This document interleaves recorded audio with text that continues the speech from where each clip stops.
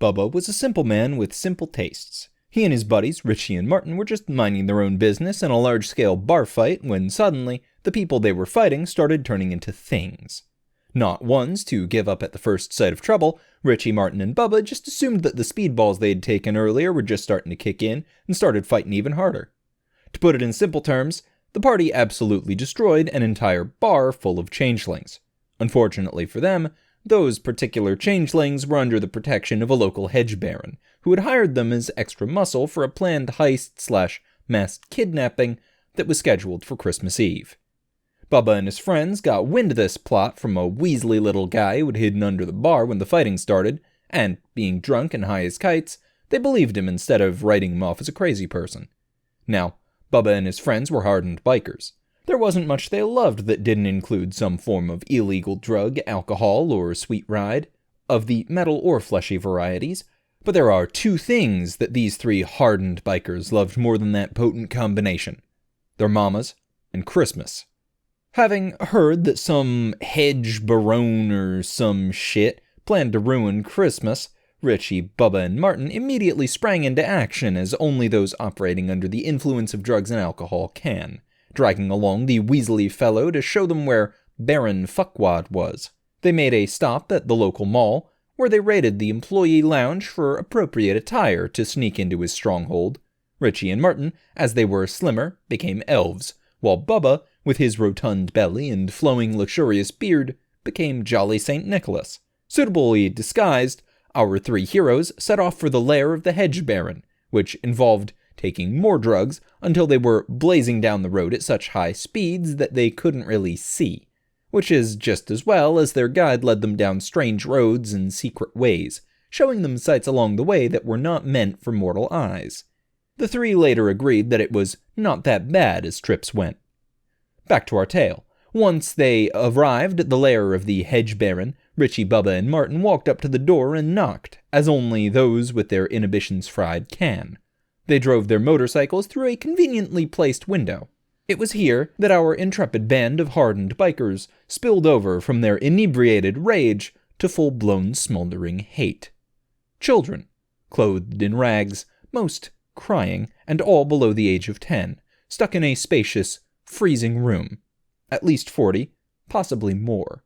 Now, Bubba, Richie, and Martin were all right with a lot of things: drugs, illegal gambling, carnal relations with animals. Victimless crimes as far as they were concerned. But kids? That's where they drew the line.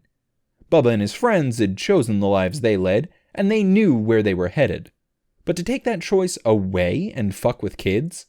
Now that was just un-a-fucking-American, as Richie put it. As they stood there, the rage slowly building within them, a little boy suddenly cried out in awe. "It's Santa! Santa came to save us!" Which is, of course, when all hell broke loose, as suddenly our heroes were swarmed by screaming, crying kids, all clinging to a familiar figure as if he were the only sane fixture in a world gone mad. Given the nature of Hedge, this may very well be the case. As Bubba struggled beneath the combined weight of the well-meaning but entangling pile of children surrounding him, Richie and Martin looked at each other and knew exactly what to do. "Hey, kids!" Martin yelled, waving around his shotgun. "Santa came to save you, but you gotta help us, feel me?" At that, the children calmed down, moving slowly away from Bubba, though the awe still showed plainly in their faces. A bit nonplussed, Bubba did the first thing that came to mind. He clapped his hands over his belly and said in the jolliest voice he could muster, "Ho ho ho! Don't you worry, kids. Ol' Santy's gonna get you out of here just fine." Unfortunately for our three holiday heroes, they had forgotten their Weasley informant, who had rabbited off the moment they were distracted by the children. It was at this point that he reappeared with several muscle-bound brutes in tow and an austere-looking gentleman behind him. Surveying the scene with an expression of supreme distaste, the austere gentleman looked directly at Bubba, Richie, and Martin as he spoke. "And what, pray tell, is the meaning of your intrusion in my domains?" At the sound of his voice, the children began scrambling away from the door, all trying to get behind the bikers. As they continued moving desperately, Martin raised his shotgun and aimed it at the gentleman. "You're a hedge baron?" "Yes." "What business have you with me?" Why have you intruded in my home? We got beef with you, motherfucker. Why are you taking these kids? As if it was the most obvious thing in the world, the gentleman laughed. Isn't it obvious? My larder was running low. Richie, Bubba, and Martin acted in concert, though not out of planning. Somehow their drug-addled, alcohol-fueled minds saw the situation and acted together, moving the bikers where they needed to be as things began happening exceedingly quickly. Martin and Richie both discharged their shotguns at the Heege Barone. Predictably, their shots missed. Unpredictably, their shots skewered the weaselly informant and one of the guards, taking them out for the moment. Bubba, meanwhile, reached for the posts of a nearby bed. As if in some perverse form of coincidence, the posts were candy-striped. With a heave of his muscles, Bubba tore the bed apart, leaving him with 2 cudgels in his meaty, angry hands. Things went downhill from there for the guards and the hedge baron. First, the remaining guards were taken out, with a series of lucky rolls by Richie and Martin, dealing with them in a matter of a minute. Bubba, meanwhile, was busying himself with swinging his makeshift weapons at the hedge baron, who moved like a flurry of snow and was just as hard to hit. However, one extraordinarily lucky hit later, Bubba managed to wing the hedge baron's arm, slowing him down enough to land a few more blows in succession. The fight ended when the hedge baron, in a last desperate attempt, flung himself at Bubba.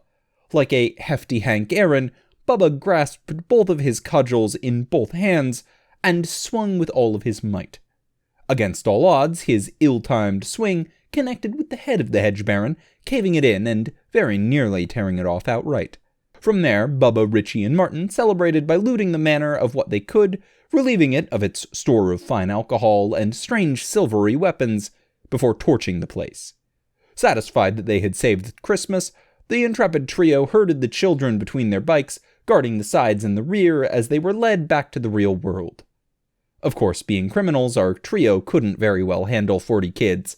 Our story ends with Bubba, Richie, and Martin whooping, hollering, and shooting their shotguns into the air in front of a police station before riding off, leaving the night crew of the station with the task of dealing with 40 missing kids who had very suddenly appeared on their front step, and said children with a memory of Santa and his elves they would never forget. And that's how Bubba, Richie, and Martin saved Christmas. Thank you for tuning in to another story read at the Tale Forge.